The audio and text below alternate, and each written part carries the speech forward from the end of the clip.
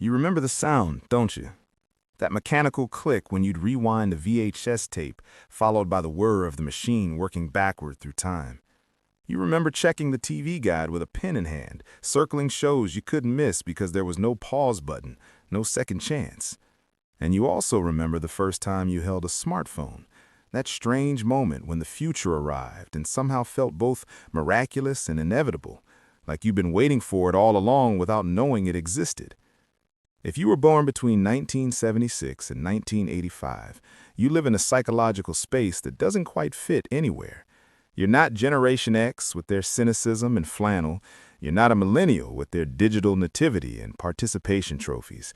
You're a Xennial, and your brain was wired during the last sunset of the analog world, just before the digital dawn broke everything open. And that timing, that accident of birth, created something psychologists are only now beginning to understand: a generation with a uniquely adaptive cognitive architecture. Here's what happened. Your childhood brain developed during a time when boredom was still a valid state of being. You'd lie on your bedroom floor, staring at the ceiling, inventing entire worlds in your head because there was nothing else to do. No notifications, no endless scroll. Just you and your thoughts, forced into a relationship that kids today never have to negotiate. Researchers studying attention and creativity have found that these periods of unstimulated downtime are absolutely crucial for developing what's called generative thinking, the ability to create novel ideas from nothing. Your brain learned to entertain itself, which means it learned to generate rather than just consume. That's not nostalgia talking, that's neuroscience. But then something extraordinary happened. Right as you were entering adolescence and young adulthood, right when your brain was still plastic enough to rewire itself, the internet arrived. Not for everyone all at once, but gradually, like a tide coming in. You were old enough to remember life before it, but young enough to adapt completely. You learned to type in chat rooms. You made your first email address, something embarrassing you can't access anymore. You figured out social media not as children, but as young adults with already formed identities, which meant you could adopt these tools without letting them define you. And this is where the Xennial psychology gets fascinating. There's a concept in developmental psychology called cognitive flexibility, and it measures how well your brain can switch between different modes of thinking, different rule systems, different realities. Xennials score off the charts. You can write a handwritten letter and code a website. You can read a physical map and use GPS. You can have a face-to-face conversation without checking your phone and run your entire life through apps.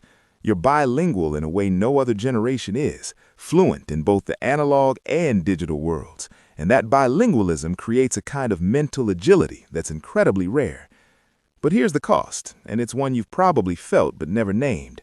You exist in a state of perpetual translation. When you're with older generations, you're explaining why everything is online now, defending the digital world you adopted. When you're with younger generations, you're the one talking about phone calls and why sometimes you just need to disconnect.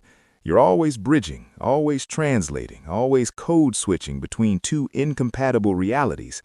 Psychologically, this creates what researchers call liminality, the state of being on the threshold between two worlds, never fully belonging to either. It's exhausting.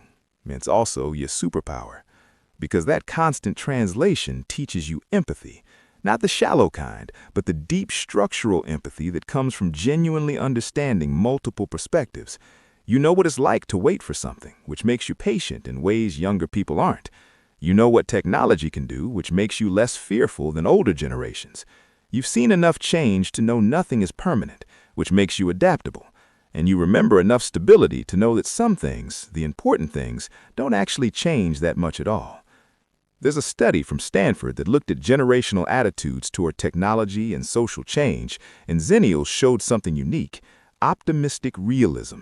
Not the naive optimism of people who've never known failure, not the cynical pessimism of people who've seen too much, but a grounded, eyes-open understanding that things will change, sometimes for better, sometimes for worse, and we'll figure it out like we always do. That's the Xennial emotional signature. You've already lived through one world ending and another beginning. You know you can do it again. So if you're a Xennial and you've ever felt like you don't quite fit, Like you're too old for some things and too young for others, like you're constantly explaining both the past and the present to people who only live in one or the other, here's what you need to know.